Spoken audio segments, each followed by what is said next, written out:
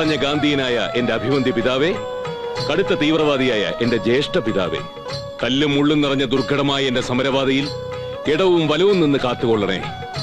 ഈ പൊതുപ്രവർത്തകന് വെളിച്ചമായിരിക്കണേ.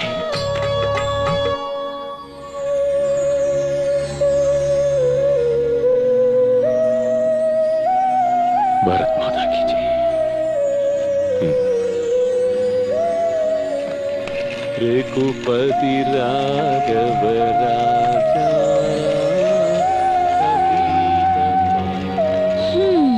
ഇനിയെങ്കിലും നിനക്ക് ഈ കോപ്രായം നിർത്തിക്കൂടെ പ്രഭാവര? ഇതില് നൂറ്റിട്ടാണോ നീ ഇനി തുണി ഉടുക്കാൻ പോണത്? ആളുകൾ കണ്ട കളിയാക്കൂലോ ഭഗവതി. ഇതിലൊരു രണ്ട് തിരിതിരിച്ച് ദിവസം തുടങ്ങിയാൽ കിട്ടുന്നൊരു ഓജസ്, സമൂഹത്തിലിറങ്ങി പ്രവർത്തിക്കാനുള്ള ഒരു ഊർജം, ഇതൊക്കെ ഞാൻ അമ്മയ്ക്ക് പറഞ്ഞു തരണോ?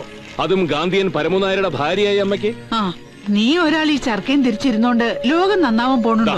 ആ ചിന്തയാണ് കുഴപ്പം. ഈ ചോദ്യം അമ്മ മാത്രമല്ല, ലോകത്തിലെ എല്ലാ മാതാക്കളും അവരുടെ മക്കളായ പൊതുപ്രവർത്തകരോട് ചോദിച്ചിട്ടുണ്ട്. എന്തിന് ഗാന്ധിജിയുടെ അമ്മ പുത്തലിബായി പോലും. അത് കേട്ട് മഹാത്മാവ് ഒരു വക്കീലായിട്ട് അടങ്ങി ഒതുങ്ങി കഴിഞ്ഞിരുന്നെങ്കിൽ ഇന്ന് ഇന്ത്യക്ക് സ്വാതന്ത്ര്യം കിട്ടുമായിരുന്നോ? അല്ല, അതിപ്പോ കിട്ടുമായിരുന്നോ ഇല്ലയോന്ന് പറ. ഇല്ല. എങ്കിൽ ചായ തന്നോളൂ.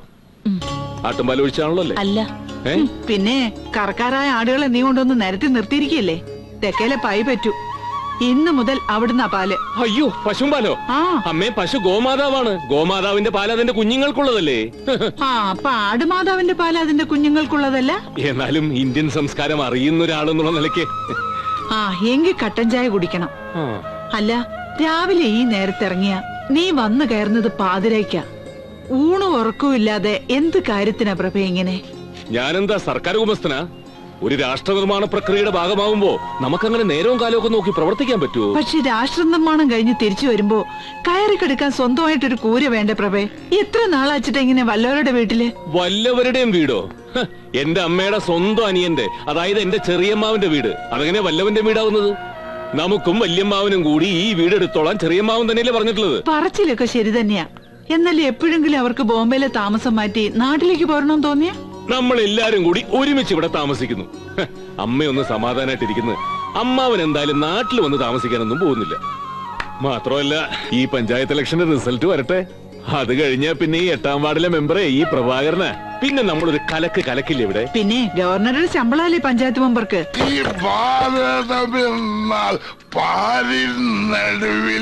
ആഹാ, നിന്റെ വല്യമ്മാവനൊന്ന് രാവിലെ തുടങ്ങിയല്ലോ.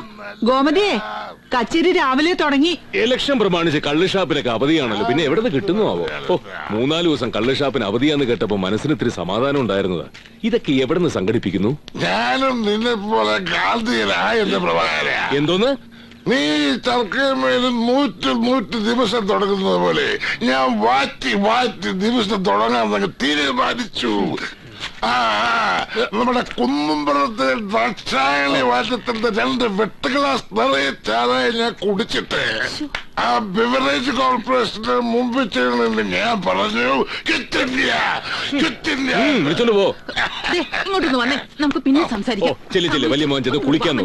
അതൊക്കെ, പക്ഷേ വിദേശ മദ്യം ആയിക്കോട്ടെ. വിദേശ മദ്യം ബഹിഷ്കരിക്കുക. വിദേശ മദ്യം അമ്മേ, രാധയോടെ ഷർട്ടൊന്ന് വേഗം ഇസ്തിരിട്ട് വെക്കാൻ നീ തന്നെ ചെയ്തേച്ചാ മതി. അവളെ കിഴക്ക് വെള്ള കീറിയപ്പോ പാടത്തേക്ക് ഇറങ്ങിയതാ. കഞ്ഞി പോലും കുടിക്കാൻ വന്നിട്ടില്ല. അവക്ക് പാടത്തെന്താ പണി? വായ്നോട്ടം.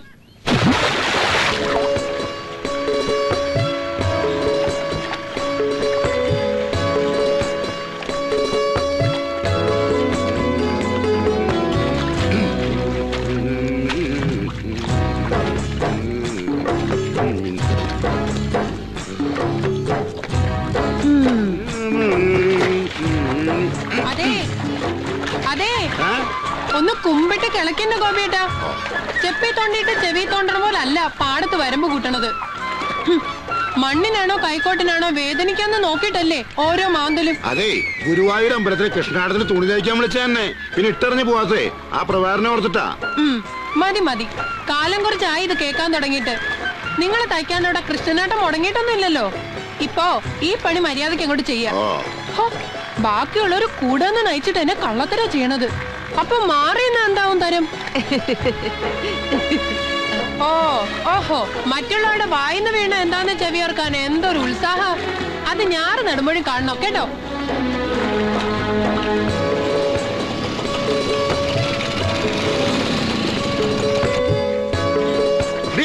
എടി കിളമ്പറ്റേ. ദേ, എനിക്കൊരു പേരുണ്ട്. തോന്നിയതുപോലെ വിളിക്കണമെങ്കിലേ വീട്ടിൽ അമ്മയുടെ പെങ്ങടെ അടുത്ത് ചെല്ലണം. എടി എനിക്ക് അമ്മയും പെങ്ങളും ഇല്ലെന്ന് നിനക്ക് അറിഞ്ഞൂടെ? ഓ, കൊട്ടേക്കിടന്ന് മീൻ വെയിൽ കൊള്ളണേന് മുമ്പേ ആരുടെയെങ്കിലും തലയിൽ കൊണ്ടുപോയി കെട്ടിവെക്കാൻ നോക്ക്. ചെല്ല് ചെല്ല്. നീ വന്നേ, ഒരു കാര്യം ചോദിക്കട്ടെ. നിന്റെ പ്രവേട്ടനം എന്നെ കാണുമ്പോ മുങ്ങിയെടുക്കുന്ന എന്തേ, കാശുവല്ലൊന്നും കടം കൊടുത്തിട്ടുണ്ടോ? അത് മാത്രമല്ല, 5-6 മാസമായിട്ടേ പത്രത്തിന്റെ കാശ് തന്നിട്ടില്ല. ഇനി കാശ് തന്നിട്ടില്ലെങ്കിൽ ഞാൻ പത്രം ഇടില്ല കേട്ടാ. അയ്യോ എന്റെ സുരേഷേ, ഈ ഭൂലോകത്ത് നടക്കുന്ന വാർത്തകൾ അറിഞ്ഞിട്ടേ ഒരു ദിവസം തുടങ്ങാമെന്ന് എനിക്ക് യാതൊരു നിർബന്ധമില്ല കേട്ടാ. അത് ശരി. നീ നാളെ മുതൽ പത്രം ഇടണ്ടോ? പിടിച്ചേലും വലുതാണ് അളയിലെന്ന് പറഞ്ഞ മാതിരിയാ നിന്റെ കാര്യം. അതെ, ഒന്ന് നിന്നെ. എന്താടി? അത്യാവശ്യ കാര്യം മോനെ. മാസം 2 ആയില്ലേ നീ കുറിക്കാശ് തന്നിട്ട്? അതെ, അത് തന്നിട്ട് പോയാ മതി. പ്രബേട്ടൻ കാശ് തരാത്തോണ്ടാ. അടുത്ത തവണ മുടക്ക് തീർത്ത് അടച്ചോളാം. അയ്യോ പാവം, പ്രബേട്ടൻ തരാനുള്ള കാശ് ഞാൻ നടത്തുന്ന കുറിയും തമ്മിലേ യാതൊരു ബന്ധവുമില്ല മോനെ. അയ്യോ അതെടുക്കല്ലേ, നീ കൊടുക്കാനുള്ള കാശാണെന്ന്. അത് ഞാൻ എടുത്തു എന്ന് പറഞ്ഞാ മതി. എനിക്ക് വേറെ പണിയുള്ളതാ. മോൻ പോയേ പോയേ. ഏത് നേരത്താണോ നിന്നെ കണ്ടപ്പോ വണ്ടി നിർത്താൻ തോന്നിയത്? എന്റെ സമയം നല്ലതാ മോനെ, അതുകൊണ്ടാ. ഞാൻ കരുതി ഇന്നലത്തെ പോലെ നീ ഇന്നും വെള്ളം വയ്ക്കാൻ മറന്നിട്ടുണ്ടാവുന്നു. തൊട്ടപ്പുറത്ത് പൈപ്പുണ്ടല്ലോ, അതിൽ കാലെഴുതി കയറിയ പോരെ. ചില ശീലങ്ങളൊന്നും മരിക്കുന്നത് വരെ മാറ്റാൻ പറ്റില്ല മോളെ. ശരിയാ, കടം വാങ്ങിട്ട് കൊടുക്കാനുള്ളവരെ കാണുമ്പോ മുങ്ങി നടക്കണ ശീലേ ഒരു കാലത്തും മാറ്റാൻ പറ്റില്ല. നോക്കണ്ട, എന്നോട് സുരേഷ് തന്നെയാ പറഞ്ഞത്. എന്റെ ദൈവമേ, ആകെ കൂടി അവന്റെ കയ്യിൽ നിന്ന് മേടിച്ചിട്ടുള്ള ഒരു 3000 റുപ്യ, അതിന് 30,000 റുപ്യയുടെ നോട്ടീസ് ഓടിച്ചു കഴിഞ്ഞു. അടുത്ത മാസം കുറി വിളിക്കുന്ന ആൾക്ക് കൊടുക്കാനുള്ള കാശ് എന്റെ കയ്യിലുണ്ട്. വേണേ കടം വീട്ടിക്കോ, തിരിച്ചു തന്നാ മതി. വേണ്ടേ, അത് ഭവതി എന്നെ വെച്ചോണ്ടാ മതി. എന്നാ എന്റെ കയ്യിൽ നിന്ന് ചോദിക്കാൻ വാ, അപ്പൊ കാണാം. ഓടി കിടന്നു. പ്രഭേ, ഓ, നിന്നോട് ഗോമതിക്ക് എന്തോ പറയണോന്ന്.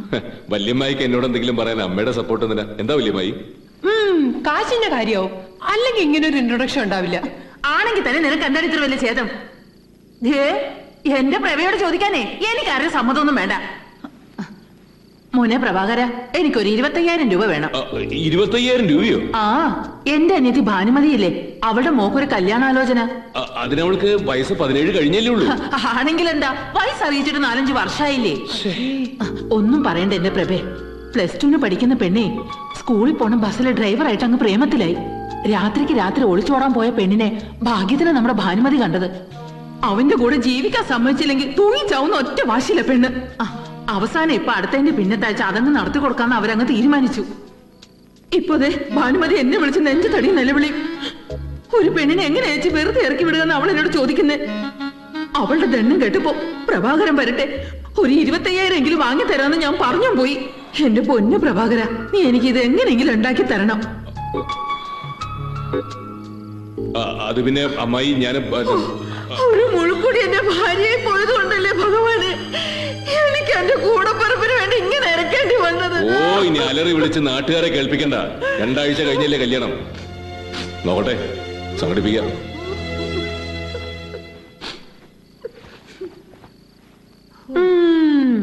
വല്യമ്മായി വെറും ഗോമതി അല്ല കേട്ടോ, KPSC ഗോമതിയാ. സമ്മതിച്ചു.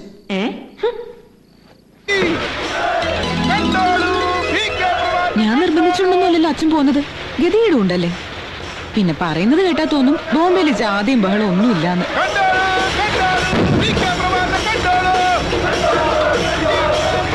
സരസ്വതി ചേച്ചിയുടെ മകൻ പ്രഭാകരനല്ലേ ഇത്?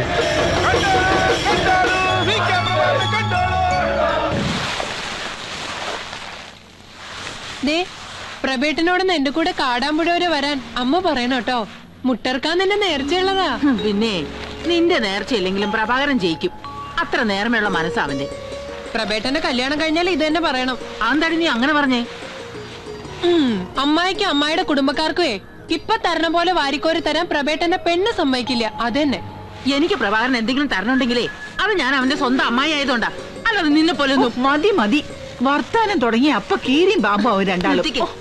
അല്ലെങ്കിലും നിങ്ങൾ രണ്ടാളും എപ്പോഴും ഒറ്റക്കെട്ടാണല്ലോ.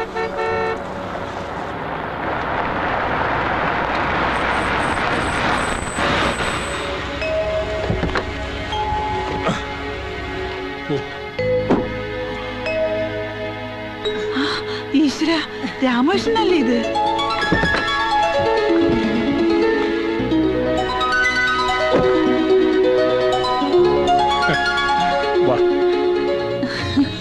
എന്റെ രാമേഷ,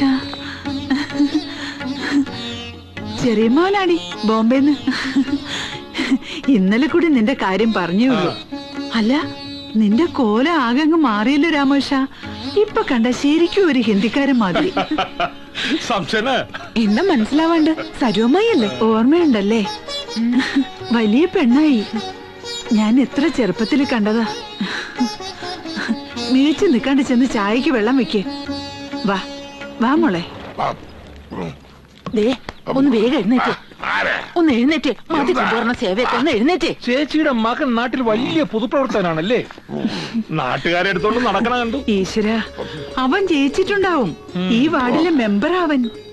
ഗോമതിയേട്ടത്തേക്ക് സുഖല്ലേ? കേറി കിടക്കാൻ ഇങ്ങനെ ഒരു സ്ഥലം ഉള്ളോണ്ട് ആ കഷ്ടപ്പാടില്ലാന്ന് പറയാം. എത്ര കാലമെന്ന് വെച്ചിട്ട് അന്യനാട്ടിൽ കഴിയ. അതുകൊണ്ട് ബോംബെയിലെ സകല ബിസിനസ്സും ഞാൻ അവസാനിപ്പിച്ചു.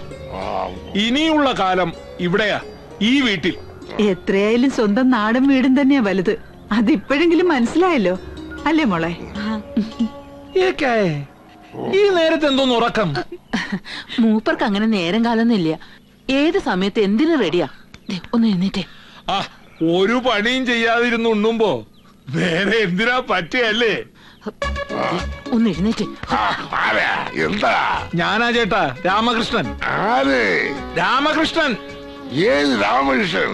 കൽഷാപ്പിലെ രാമകൃഷ്ണനോ അതോ അരിസ്റ്റക്കടയിലെ രാമകൃഷ്ണനോ? മയക്കം വിട്ടിട്ടില്ല. സോജ സോജ. വാ മോളെ. ഏത് രാമകൃഷ്ണനാണ് ഈ അകത്തേക്ക് പോയത്? നിങ്ങളുടെ അനിയൻ രാമകൃഷ്ണൻ. അവൻ നിന്റെ ആരാ? ഓ എന്റെ മനുഷ്യ, നിങ്ങളുടെ അനിയൻ രാമകൃഷ്ണനും മോളും ബോംബെന്ന് വന്നു. ഇനി ഇവിടെ സ്ഥിരതാമസം എന്ന് വെച്ചാ എന്താ? നമ്മളൊക്കെ ഇവിടെ നിന്ന് ഇറങ്ങി കൊടുക്കണമെന്ന് അത്ര തന്നെ. ഗാന്ധിയൻ പി കെ പ്രഭാകരന്റെ ഉജ്ജ്വല വിജയത്തോടനുബന്ധിച്ചുള്ള ആട്ടിൻ പാലൊഴിച്ച ചായ സൽക്കാരമാണ് ഇവിടെ നടന്നുകൊണ്ടിരിക്കുന്നത്. കടന്നു വരൂ, കടന്നു വരൂ, കടന്നു വരൂ. ഇതാരാ? വടക്കപ്പെട്ട സുശീലല്ലേ വരുന്നത്? വടക്കപ്പെട്ട സുശീലയ്ക്ക് അല്പം വഴി കൊടുക്കും. കടന്നു വരൂ, കടന്നു വരൂ. ടിപ്പർ ലോറിയുടെ അടിയിൽ ലാംബി സ്കൂട്ടർ പെട്ടാലുള്ള അവസ്ഥ അറിയാലോ. എന്നപ്പോ നിങ്ങളെ മോസുബ്രന്തി അവിടെ ഉണ്ട്, വിളിക്കണോ? രണ്ട് ബോണ്ട എടുക്കട്ടെ സുശീല. ഒരു കയ്യിൽ എത്ര എണ്ണോടാ ഇരിക്കുന്നത്? നമ്മുടെ മെമ്പർ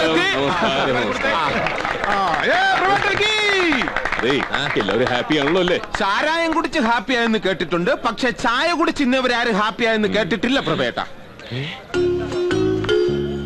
എന്താ അവിടെ? നമ്മുടെ സുബ്രൻ ചത്തോ? ചത്തെങ്കിൽ അവിടെ ചിരിയൊക്കെ കേട്ടണല്ലോ. ഇതൊന്നുമല്ല, എനിക്ക് തോന്നുന്നു പ്രഭേട്ടം വിജയിച്ചത് കൊണ്ട് അപ്പുറത്തെ പഞ്ചായത്തിൽ നിന്ന് വരെ ആൾക്കാർ പുസ്തകം വാങ്ങാൻ വന്നതായിരിക്കും. എന്റെ ദൈവമേ, ഇങ്ങനെ ഒരു കാഴ്ച ഞാൻ എന്റെ ജീവിതത്തിൽ പ്രതീക്ഷിച്ചതല്ല. ഒന്ന് മാറിക്ക. വായിക്ക്, എല്ലാരും വായിക്ക്. വായിച്ച് വളരെ ചേട്ടാ, ഗാന്ധിജി അറിയ. എന്റെ സുബ്ര, ഞാൻ എന്താ ഈ കാണുന്നത്? പ്രഭാകരൻ ഇപ്പൊ ഇങ്ങോട്ട് വന്നത്? ഇതൊക്കെ ഞാൻ നോക്കിക്കോളാം. വൈകിട്ടാവുമ്പോൾ 1000 കോപ്പി ഉറപ്പാ. അല്ല, ഇതെന്താ പുസ്തകം പ്ലാസ്റ്റിക് കവറിലാക്കി വെക്കുന്നത്? വലിയ വലിയ ബുക്ക് സ്റ്റാളിലൊക്കെ അങ്ങനെയാ. ഇനി നമുക്ക് കവറുമ്പോ പേര് എഴുതണം, മഹാത്മാ ബുക്സ്, തോന്നൂർക്കര.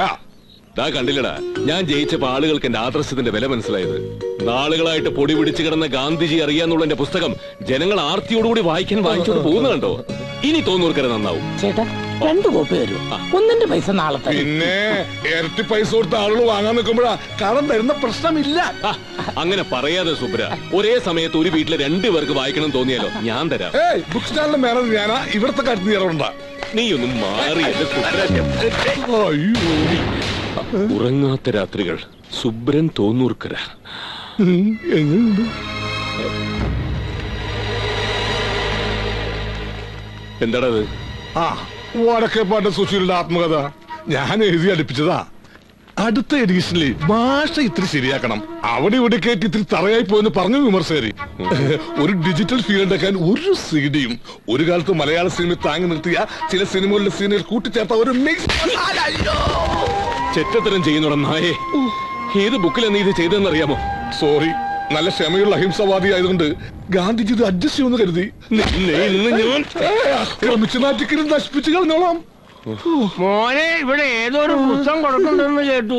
ഉവ് ഇതാ വായിക്കാൻ കണ്ണു പിടിക്കുവോ? അത് പിന്നെ ഇത്തിരി വെള്ളെടുത്തുണ്ടെന്നേ ഉള്ളൂ. കന്നഡ വെച്ചാ ഒരു കുഴപ്പമില്ല. സാക്ഷരതാ ക്ലാസ്സിൽ നീ എഴുത്തും വായന പഠിപ്പിച്ച ആളാ. ഒരു കോപ്പി കൊടുക്കട്ടെ? ഞാൻ എന്റെ കൈ എഴുത്ത് കോപ്പി തരാം.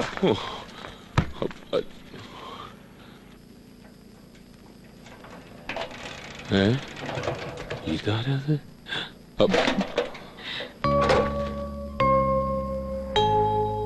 വീട് തെറ്റിയിട്ടൊന്നുമില്ല. അത് മനസ്സിലായി. പക്ഷെ എനിക്ക് മനസ്സിലായി. 4-ാം വാർഡിലെ മെമ്പർ പ്രഭാകരനല്ലേ? രഞ്ജിനിയാടാ ഇത്. ഒരിക്കലും വരാൻ പോണില്ലെന്ന് നീ പറഞ്ഞ രാമകൃഷ്ണന്റെ മോൾ രഞ്ജിനി. അല്ല, അവര് ആ ഇന്ന് കാലത്ത് അവര് ബോംബെന്ന് വന്നു. നിന്നെ നാട്ടുകാര് പൊക്കിയെടുത്തോണ്ട് നടക്കുന്ന കണ്ടുവെന്നും പറഞ്ഞു. Anyway congratulations. Oh thank you. ചെറിയമ്മാവൻ അകത്തുണ്ട്. വല്യമ്മാവനായിട്ട് സൽക്കാരത്തിലാ. ഇതിനകത്ത് വെച്ചോ? നീ അതിനിപ്പോ ഒന്നും പറയാൻ നിക്കണ്ട.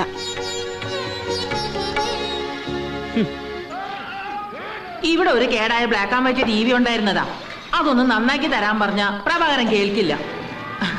ഇത് പിന്നെ നിങ്ങൾ വന്നതുകൊണ്ട് കളറിൽ കാണാൻ പറ്റി. കാശില്ലാതൊന്നും അല്ല, പറമ്പിലെയും പാടത്തെയും വരുമാനം മുഴുവൻ കണക്ക് വെക്കുന്നത് അവനല്ലേ. ചെലവാക്കില്ല, അത്ര തന്നെ. എനിക്കാണെങ്കിൽ ഈ പ്രായത്തിൽ ഇതൊക്കെ നോക്കി നടത്താനും കണക്ക് വെക്കാനുമുള്ള ശേഷിയില്ല എന്റെ രാമകൃഷ്ണ. അതെ, അപ്പൊ ഓരോ പ്രാവശ്യം തേങ്ങ ഇടുമ്പോഴും കൊയ്ത്ത് കഴിയുമ്പോഴും ഗോമതിയമ്മായി അക്കൗണ്ട് ബുക്കിൽ എന്തൊക്കെയോ എഴുതി കുറിച്ച് വെക്കാറുണ്ടല്ലോ. അപ്പൊ അതൊന്നും കണക്കല്ലേ വല്യമ്മാവ? അത് പിന്നെ നീയോ ആ പെണ്ണും പറയണതൊക്കെ ഞാൻ ചുമ്മാ ബുക്കിൽ എഴുതിയിരുന്നു എന്നല്ലാതെ അതിനൊക്കെ വല്ല വ്യവസ്ഥ വെള്ളിയാഴ്ച ഉണ്ടോ? ആണുങ്ങൾ ഇരുന്ന് വർത്താനം പറയട്ടെ ഗോമതി. നീ അടുക്കളയിലേക്ക് വാ. എനിക്ക് കുറച്ചു നേരം TV ഒന്ന് കാണണം. നടക്കുമോളെ. ചെറിയമ്മാവനെന്താ ഇത്ര ദിടീന്ന്? ഒരു കത്തോ ഫോണോ ഒന്നും ഉണ്ടായില്ല? ഞാൻ അധ്വാനിച്ചുണ്ടാക്കിയ വീട്ടിലേക്ക് വരാൻ മുൻകൂട്ടി അറിയിക്കണേ എന്തിനാ അല്ലേട്ടാ?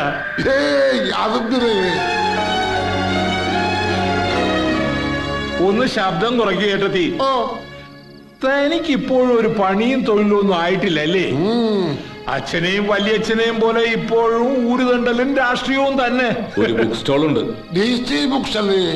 പറമ്പ് നിറയെ അടയ്ക്കയും തേങ്ങയും ഉള്ളപ്പോ എന്തിനാ മറ്റൊരു ജോലി അല്ലേ? നിക്ക്, താൻ കഴിക്കുന്നോ? മൂപ്പളമയൊന്നും നോക്കണ്ട, വേണമെങ്കിലാവാം. അയ്യോ, തൊണ്ണൂർക്കര പഞ്ചായത്തിലെ മദ്യവിരുദ്ധ സമിതിയുടെ നേതാവായവൻ കൈകൊണ്ട് പോലും തൊഴില്ല. മദ്യം വീട്ടിൽ കേട്ടാൽ സമ്മതിക്കുകയില്ല. അതിപ്പോ ഞാനല്ലേ തീരുമാനിക്കേണ്ടത്. കഴിഞ്ഞ ദിവസം വിദേശ മദ്യത്തിനെതിരെ സിന്ദാബാദ് വിളിക്കുന്ന കണ്ടല്ലോ വല്യമ്മ. തെറ്റുപറ്റിപ്പോയി.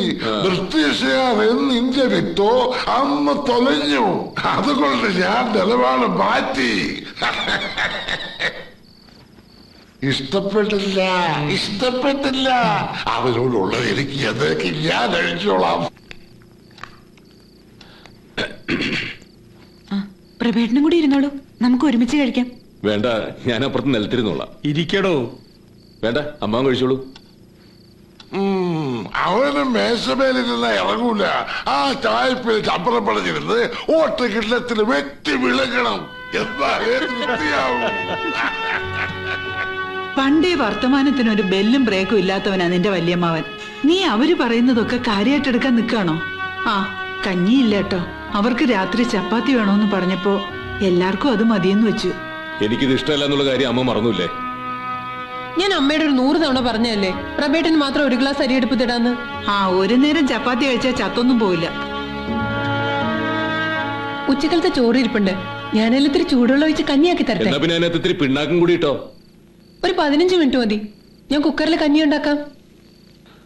വേണ്ട, അമ്മ പറഞ്ഞ പോലെ ഗോതമ്പ് വിഷമില്ലാത്തോണ്ട് ചത്തുപോകുന്നില്ലല്ലോ.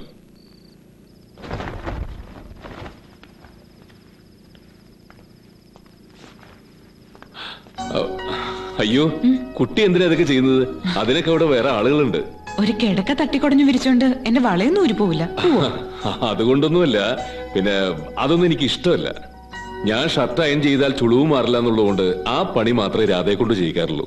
പിന്നെ എന്റെ അലക്കലും കഴുകലും കിടക്കവിരിക്കലും ഒക്കെ ഞാൻ തന്നെ ചെയ്താൽ എനിക്ക് തൃപ്തിയാകും. അതുകൊണ്ട് ഈ വക പണികളൊന്നും ചെയ്യണ്ട. ഏയ്, ഈ മുറിയിൽ ഇന്നു മുതൽ ഞാനാ കിടക്കുന്നത്.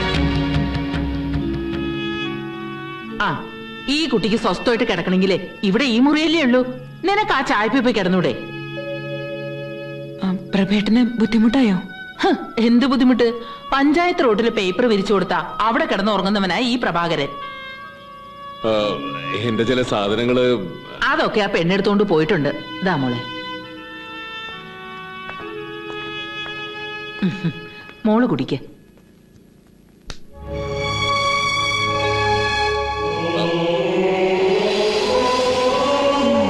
സ്ഥലം മാറ്റായില്ലേ? ഏയ് ചൂടല്ലേ, ഇവിടെയാ സുഖം. ഇക്കണക്കിന് മീനമ്മയുടെ മാസം ആവുമ്പോ അമ്പലപ്പറമ്പാണ് സുഖമെന്ന് പറയേണ്ടി വരും മോനെ. ഒറ്റ ദിവസം കൊണ്ട് തന്നെ കാര്യങ്ങൾ ആ വഴിക്കാ നീങ്ങണത്. നിനക്ക് എന്തിലും കുറ്റം മാത്രമല്ലേ കാണാൻ പറ്റൂ. ഇടി പോത്തെ കുടുംബത്തിലെ പെണ്ണുങ്ങളുള്ളപ്പോ പിന്നെ ആണുങ്ങൾ പുറത്തല്ലേ കിടക്കേണ്ടത്? ഡൈനിങ് ഹാളിലും തളത്തിൽ സ്ഥലം ഉണ്ടായിരുന്നല്ലോ. പ്രഭാകരൻ ഇന്നു മുതൽ പുറത്തു കിടന്നോളും എന്ന് ചെറിയമ്മാൻ തീരുമാനിച്ചെന്തേ? ഈ വീടൊരു സ്ഥിരം താവളമാക്കണമെന്ന് ഞാനും വിചാരിച്ചിട്ടില്ലടി. നീ ചെന്ന് കിടക്കാൻ നോക്കുക. നാളെ കണ്ടത്തിൽ മരുന്നടിക്കാനുള്ളതല്ലേ. ഞാൻ പൊക്കോളാം. പക്ഷെ ഒന്നുണ്ട്, വയറ് നിറച്ചുകൊണ്ട് ഏമ്പക്കം ഇടുന്നവരുടെ ശബ്ദം ഉഴണ പോത്തിനും മെതിക്കണ യന്ത്രത്തിനും അറിയേണ്ട കാര്യമില്ല. അതുപോലെ ആവരുത് പ്രഭേട്ടൻ.